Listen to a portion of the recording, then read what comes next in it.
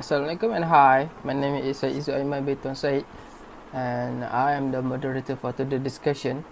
My metric number is 046872. So today's discussion title is the role of ICRC during the armed conflict. So what is ICRC? ICRC is International Committee of the Red Cross that was established in 1863, and this organization is an independent and neutral organization, and the mission or the aim of this organization is to protect the victims of the armed conflict and promoting the laws during armed conflict. So without further ado, let me introduce you our panelists. First is Miss Munirah from Law and Policy Department, and next is Mr. Farid from Communication and Management Department, Ms. Nabihah, Operation Department, and Mr. Aiman from Human Resources Department, Ms. Haniza from Cooperation and Coordinator Department, and Ms. Shahira, the President of ICRC. So, without further ado, or wasting time, let's start with our first panelist, Ms. Munirah. Thank you. Hello, before I start, I would like to thank the moderator. Now, my name is Ms. Munirah, and I'm from the ICRC Law and Policy Department. And today, I'll be here to talk about the ICRC missions. Now, the International Committee of Red Cross is an impartial, neutral, and independent organization whose exclusively humanitarian mission is to protect the lives and dignity of victims of armed conflicts and other situations of violence, and to also provide them with assistance. Now, the ICRC also endeavors to prevent suffering by promoting and strengthening humanitarian law and universal humanitarian principle. Established in the 1863, I believe, the ICRC is at the origin of the Geneva Conventions and the International Red Cross and the Red Crescent movement.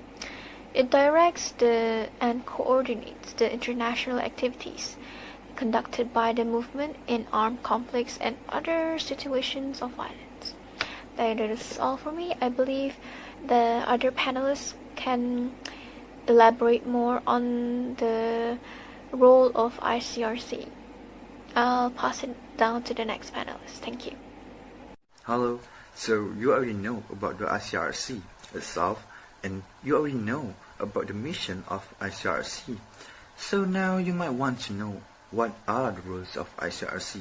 I am going to talk about the first role of ICRC, which is about protection.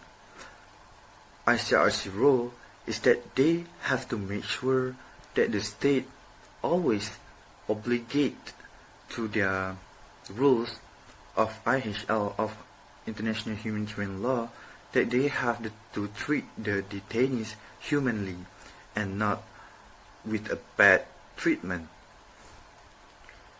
For example, a state must treat their detainees with full of respect and dignity. If detainees have family members, they cannot separate them from each other into different groups. A state must also take care of their detainees' mental and physical integrity. The role of ICRC itself, that they need to report to the responsible group if there's any state that break the rules of international humanitarian law. So that's the role of protection in ICRC. Let's go to the next one. Hi, I'm Nabihah. I'm from Department of Operation. So the next role of ICRC is conducting the assistance activities. So we feel responsible to preserve the life and dignity of the individuals and community that badly affected during the armed conflict. Example, we giving the food, water supply, medical care, shelter, and also everything that related to the essential services. And I also want to quote it that according to Article 5 from the Statute of ICRC, ICRC work also including in the international humanitarian law and ICRC can take action to the party that can breaches the law. And I think the other member of panelists want to elaborate some more. So next role of RCRC is prevention. At RCRC, they have a policy called ICRC Prevention Policy. Under this policy, the RCRC seeks to prevent human suffering by fostering an environment conducive to, firstly, respect for the life and dignity of persons who are affected by armed conflict. Second is respect for the RCRC work. And RCRC, they have a principle in prevention method, which is first contextualization, second is multidimensional, third is coherent, and lastly is result oriented. So they have also strategy for prevention activities, so which is identifying key stakeholders, combining activities to reach objectives, and developing partnership.